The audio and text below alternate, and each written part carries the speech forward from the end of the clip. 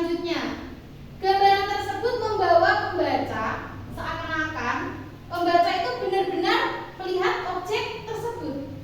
Contohnya ya, contohnya kalian itu kalian sekarang nggak lihat gunung ya. Ibu cerita gini, kemarin ibu itu pergi ke gunung. Di gunung itu ibu melihat banyak pepohonan, terus keadaan di gunung itu sangat sejuk, dan juga gunung itu sangat tinggi sekali. Pasti kalian juga akan membayangkan, oh berarti ini ada pohon ini, keadaannya begini.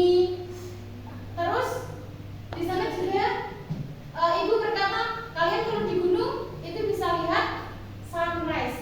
Yang paling ditunggu-tunggu kebanyakan itu sunrise. Nah, dari beberapa cerita ibu, dari beberapa perkataan ibu, mungkin kalian bisa menggambarkan atau bisa membayangkan seperti apa gunung itu.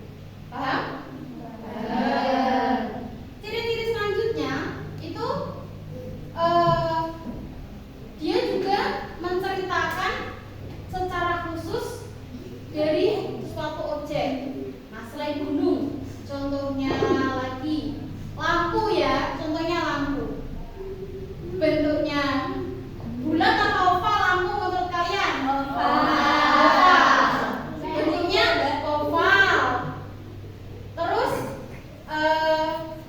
berada di atas kalian. Ada kala cahayanya berwarna putih, ada kalanya cahayanya berwarna merah. Oke. Fungsi dari benda itu untuk menerangi.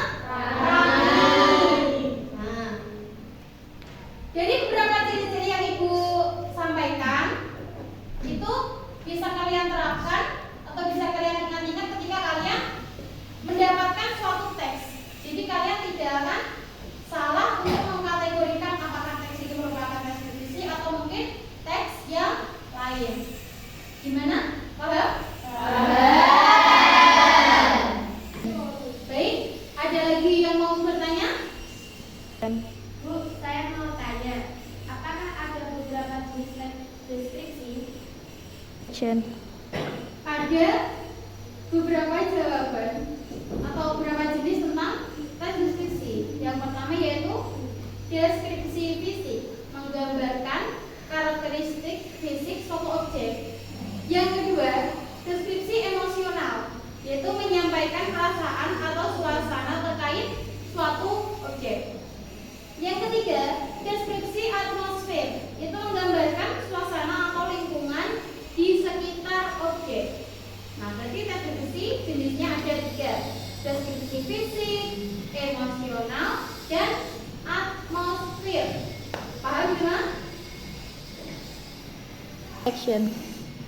Nah, contoh dari deskripsi fisik yang menggambarkan fisik suatu objek, contohnya itu seperti ini. Pohon kelapa menjulang tinggi di sepanjang pantai, menambah kesan tropis yang khas. Jadi kelapa itu digambarkan di sini yaitu kelapa itu menjulang tinggi. Maksudnya itu pohon kelapanya ya, bukan kelapanya. Pohon kelapanya itu menjulang tinggi, bukan kelapanya yang tinggi, tapi pohonnya. Selanjutnya, deskripsi emosional, menggambarkan tentang suasana. Contohnya begini. Saat sudah tiba di pantai Kuta, langit berubah menjadi palet berwarna oranye dan merah muda, menciptakan suasana romantis yang sempurna bagi pasangan yang berjalan di tepi pantai. Jadi waktu itu keadaan pantainya kan sore ya, sore kan berwarna oranye. Sudah sore, di situ biasanya tutupnya buat pasangan yang ya istilahnya pas honeymoon kah atau pengantin baru ya, pasti kan suasananya romantis, didukung dengan angin sore, didukung dengan ombak pasang. Pasti untuk pasangan-pasangan yang apalagi sedang dimenung cinta akan semakin tumbuh rasa cintanya gitu ya. Nah, contohnya selanjutnya dari kan setelah tadi deskripsi emosional, selanjutnya itu deskripsi atmosfer.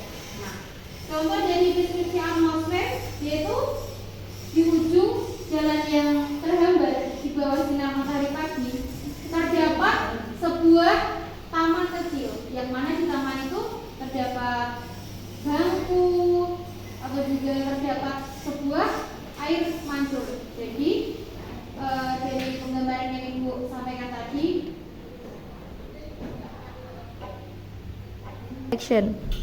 adanya bangku-bangku di taman serta air mancur yang begitu indah itu seakan-akan mengundang siapapun yang lewat di sekitarnya ingin berhenti sejenak untuk sekedar singgah untuk menikmati betapa indahnya